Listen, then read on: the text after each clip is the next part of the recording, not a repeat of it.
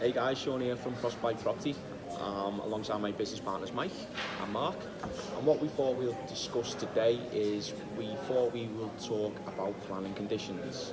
Because planning conditions, it's something very important you should understand and get to know very well when you're looking for a piece of land. Because often land comes with planning, often it doesn't come with planning, but it may have been rejected.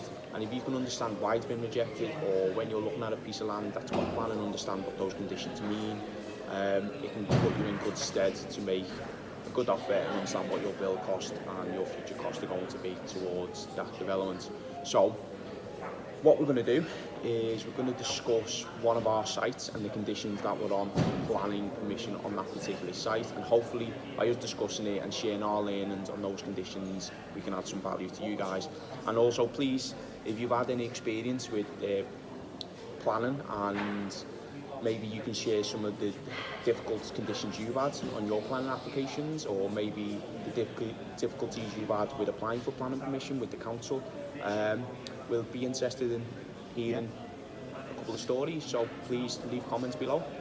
So, over to you, Mark. What are the conditions on this particular site we had 10 planning conditions in all. Some of them were pre-commencement conditions, which means they are conditions you have to fulfill before you actually start building, and some of them are things that can be ticked off towards the end of the build as you come to completion. So what we will do, we will run through those conditions one by one. I may not say the exact wording, some of them are quite lengthy, so I'll sort of just contract that to what they're actually asking for. So 10 conditions all in all. Number one is the development must be begun no later than the expiration of 3 years beginning with the date of this permission, i.e. build it within or start to build it within 3 years of the date of the permission and when that was granted. Yeah. So, I mean, just picking up on that one, that's actually a very interesting one, because when I've been looking for plots of land that particularly say they've got planning permission, this is the first thing I will look for, is when was that planning permission granted, and then for how many years is it granted for. So, to give you an example, I remember looking at a piece of land about 12 months ago, which claimed, the owner claimed they had full planning permission on it for, I think it was about 24 apartments. And when I looked at the planning portal and started looking into the conditions, it turned out that it had lapsed because the expiry of the 3 years had already ended. And then we got into a little bit of a debate with the owner, because the owner was claiming they had actually started the development, which they hadn't done in the end. But they were saying because they had started digging foundations, they had actually started the development. Can I add to that? Yeah, I was just to finish the story on Mike. He hadn't actually even started to dig the foundations, he just claimed he had. So, yeah, no. Which is hard to check when when there may be overgrowth on the land and things like that. So it's very important to know what you're looking for and to understand that.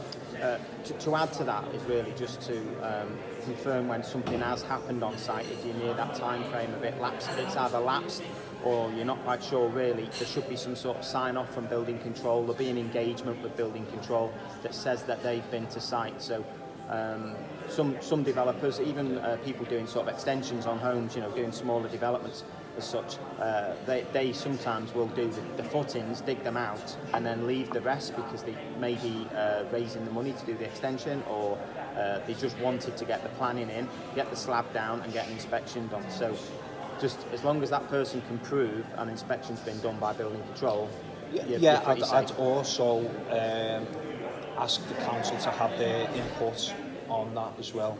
Get permission from the council, get something in writing to say they have seen that report and they are happy that planning, that build has started. Yeah. Okay, so that was number one. I was just going to say, it's worth adding as well, Mark, is most planning applications obviously do come with an expiry date. Yeah, I think in general it does. Everything I've seen tends to be a 3-year period. I can only presume the reason being planning changes, planning policy changes within local councils, so they Technology of building materials as well changes. yes, technology, guidelines and Yeah. things like that for U values and things which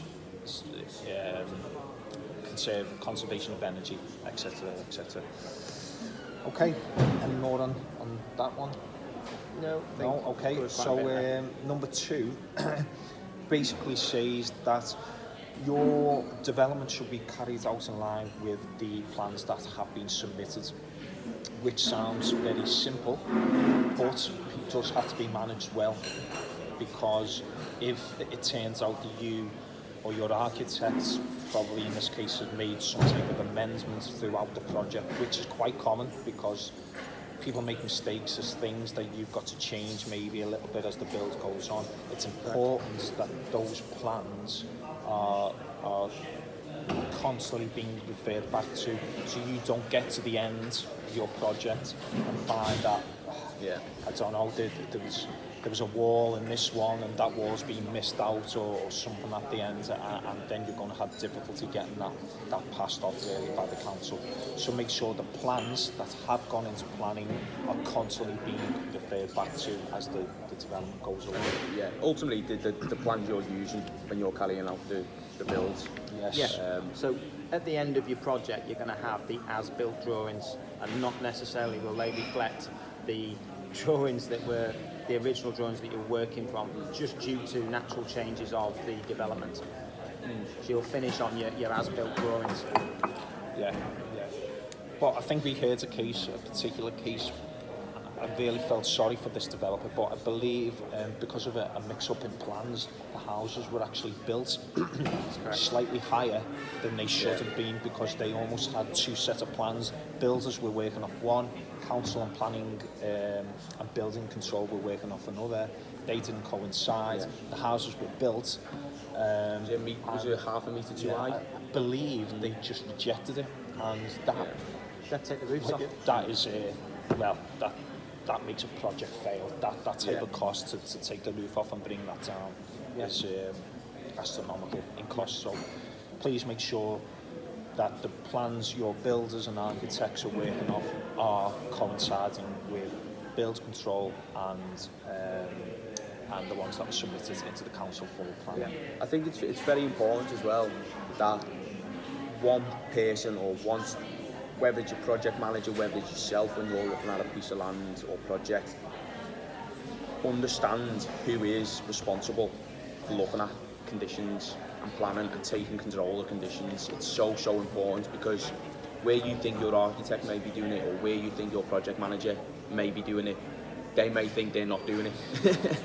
So you've got to really get to grips with who is doing it, who's taking full control of it. And and good thing just to have is on your wall, have the conditions, and as they're getting ticked off or whatever, they get crossed out with a little note for yourself. As Sean mentioned, you can have project managers, you can have architects and things, but ultimately it's you where the buck stops, because any financial problems or whatever, they're going to come back to you. So you need to manage it. You need to not on a micro level, but just make sure that they are getting managed, that there is communication. It's just understanding whose role that is, because there's many different people within the project that potentially will have an impact or have a say on those conditions. So you've got your architects that should be looking out for them. You'll have yourself as the developer making sure that the overseeing the whole project is working smoothly.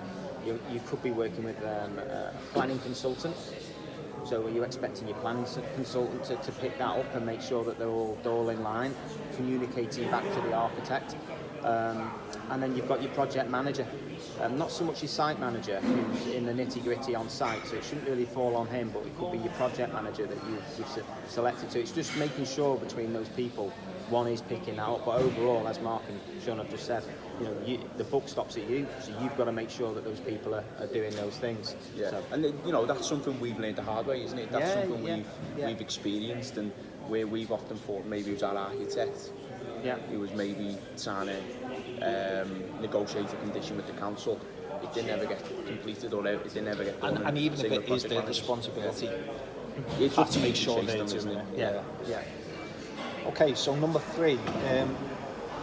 This one is essentially, in summary, is you have to submit the list of materials that you will be using to build, essentially.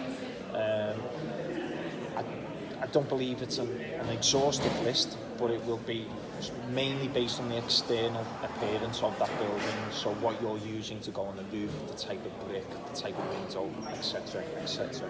I think the council there, they just want to see that your project or the development is fitting in This, the area, which this, is this is one item that your architect will be doing for you. This is should not be doing for you. Should be doing for Not you. will. You've got a question. Yeah. And it is right. Before you can start on that site, you have to submit that condition. And if you bought it and you're ready to put the spade in the ground and you have not put your conditions in for your building materials, then you're in breach. Doesn't necessarily mean it's going to stop the whole site, but you are in breach, and you should be doing that. Yeah, and the truth is you should have a very good idea of what materials you're probably going to use before you even go into planning, because if you've got some plan to use the most economical, the cheapest materials, then that might not be in line with the council's vision. They may require a particular type of brick or stone or slate for the roof, depending on your area, and to bring it in keeping with the rest of the area. And the choice of those materials can have a big effect on your budget. So you do want to have a rough idea of what they are probably going to accept. Speak to your architect about that, maybe speak to the council about that before you even put it into planning, really, because you don't want to get down the line and the other one as well, Mark, is building control. Obviously, you can have a say in it because it needs to be usable. It needs to be, the product needs to be good. Yeah, practical. Yeah. I suppose one, just to finalise on that very quickly, is if you don't know the materials that you're going to use and you've not submitted them, then how do you know your build cost? Fundamentally, by having these checks in place, this helps you to identify what materials you're using, the cost of the materials, and your tender, which goes out to your contractors for your cost of your project anyway. So it's something really that's done very, very early in the stages of REBA architectural, for identifying the materials and why within your brief you're using them. Yeah. Okay. Yeah. Cool. So number 4 is to do with landscaping. So landscaping tends to be towards the end of the build. It might include hardscapes, which might be concrete, tarmac, whatever that may be. It will include perhaps planting of trees or shrubs. So I know, Mike, you're probably the most experienced in terms of dealing with this. Planting trees. It's an interesting one, because within this there's quite a bit of flexibility, mainly because when it does come to the landscaping and they want to see an itemised list of what shrubs, trees, plants that you're going to put in, a lot of this is to do with weed control as well, when most developers leave a site, because a lot of sites now aren't landscaped that I'm going to say that well. But some developers don't even put turf down anymore. It's just left as a blank canvas. So they just need to know how long those houses are going to be empty for, and what you're going to do in the time frame from when you've left to what they recommend or they see is the allowed time for landscaping to start. So sometimes your landscaping as a satisfied condition can be done 12 months after occupancy. This is just due to the time of the year.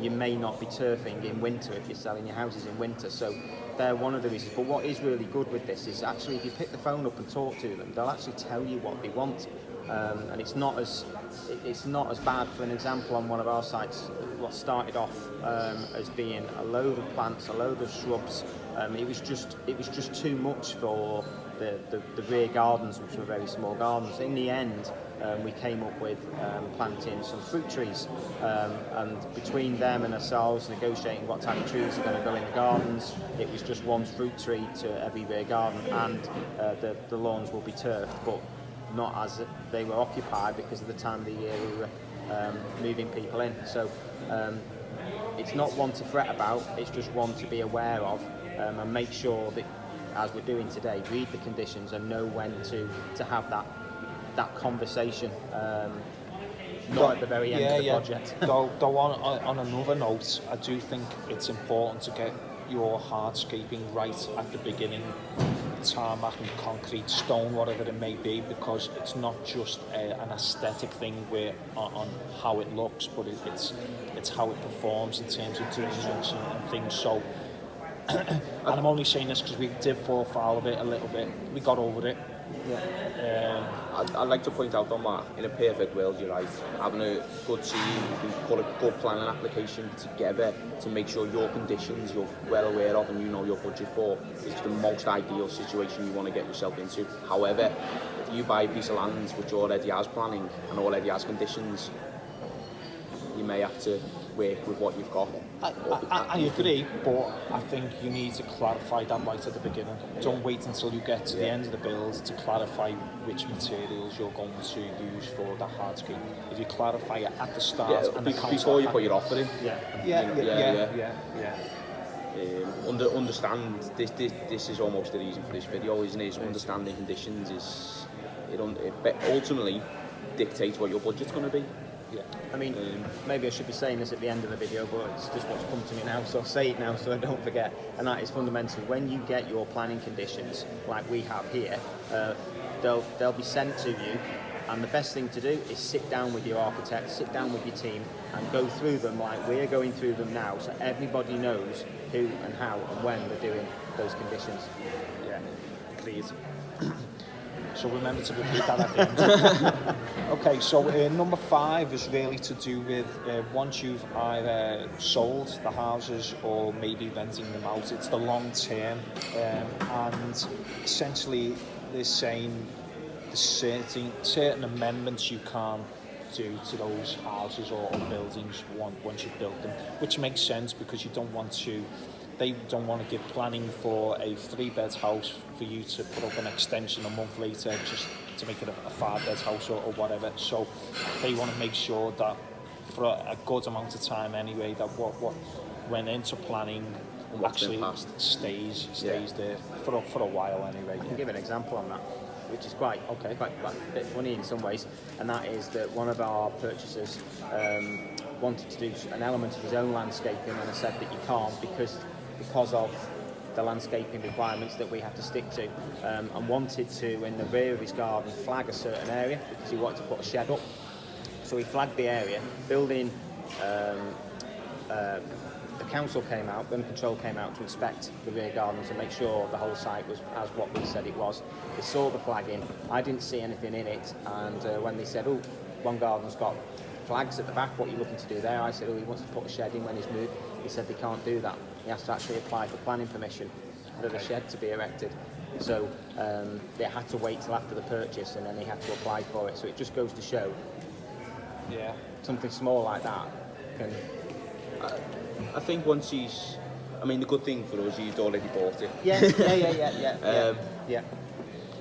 I think. I tell you what I would do. I don't know it's quite right. But you may be watching, Mark. I do believe, if it's something like that, then they can only make you take it down. And let's be honest, after maybe a few months after purchase, who's going to be checking for the garden shed? Yeah. Okay, number 6. So number 6. Just to let you all know, there's 10 conditions in total. I know we've been running now for just over about 16 minutes. So wow.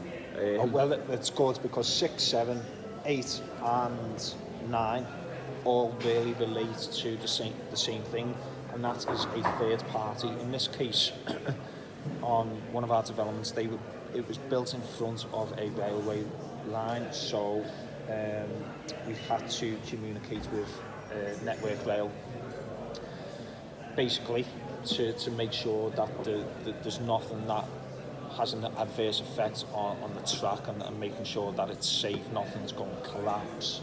The biggest sticking point I can remember on that was scaffolding, and making sure in our scaffolding wasn't too close to the lines. Yeah, it was the distance to the fence and to where we were building, wasn't it? We had to show all our risk assessments, method statements, the RP. What does the actual, on Network Rail, Mark, what does the actual condition say from a planning perspective? Because obviously Network Rail's a third party. Yeah,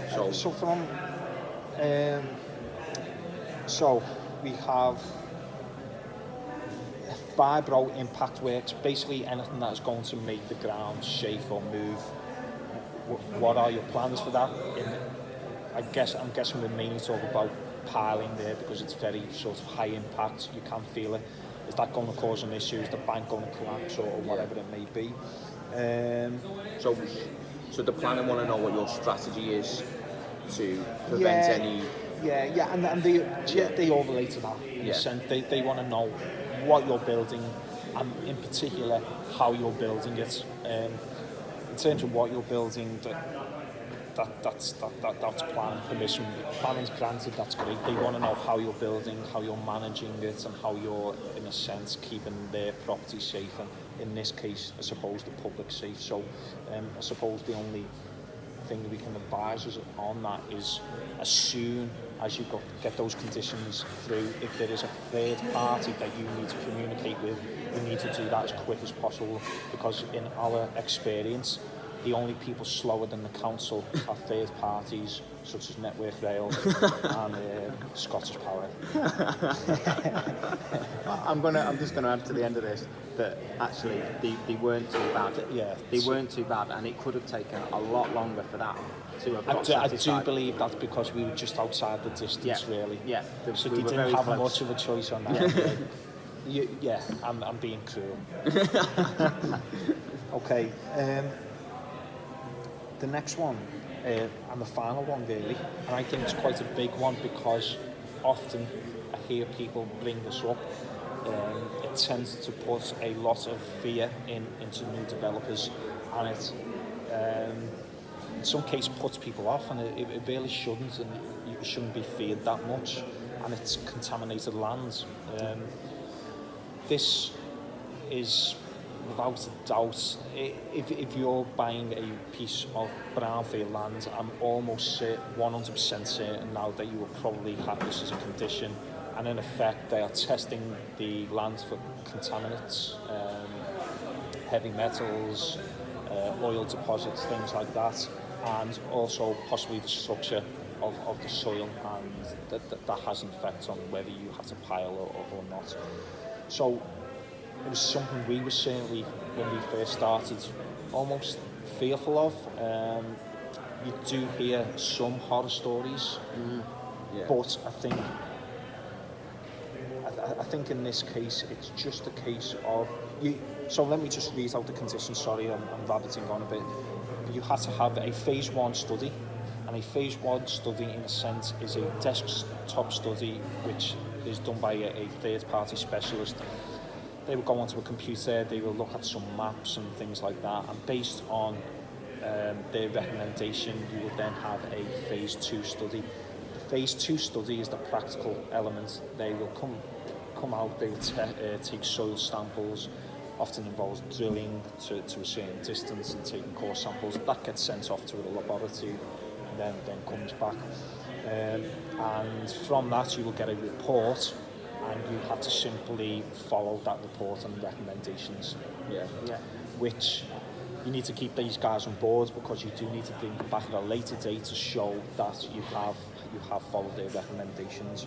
I mean, just going off on that one, Mark, obviously when it comes to these reports, we almost laugh a little bit, because you could have 10 boreholes across a site, for example, but then where, say, there was contamination on a piece of land, they may not actually put a borehole there. So it may not be till later on you actually find... Yeah, it's a tough one. I've got a very good friend who's in this industry, and often what he says is almost definitely you will have a phase 2 study, because the council, the company probably don't want to take that risk, but the council don't want to take that risk either. The phase 2 study, there doesn't seem to be any specific guidelines in terms of, well, this is a certain size, so you have to produce so many boreholes. I think the company will take their own initiative on what they believe is enough and enough samples. That gets sent off, they come back, the company writes their recommendations, this then gets sent to the environment officer, who I believe from word of mouth is very unlikely to challenge a report from a specialist company, because they're the specialists essentially. So the environment officer will either say no, which in our experience is unlikely, or they will say yes, they're happy with that report and the recommendations as long as they get followed. What I also believe is that it is very, very unlikely now that you will get a brownfield site which doesn't need some type of remediation. On both of our sites, we've had to scrape the site, which means you have to take a layer of soil out due to some contaminants. That word probably tends to put fear into people. But these guidelines are so strict now that it's very unlikely that you're going to get a perfectly clear site that doesn't need any remediation.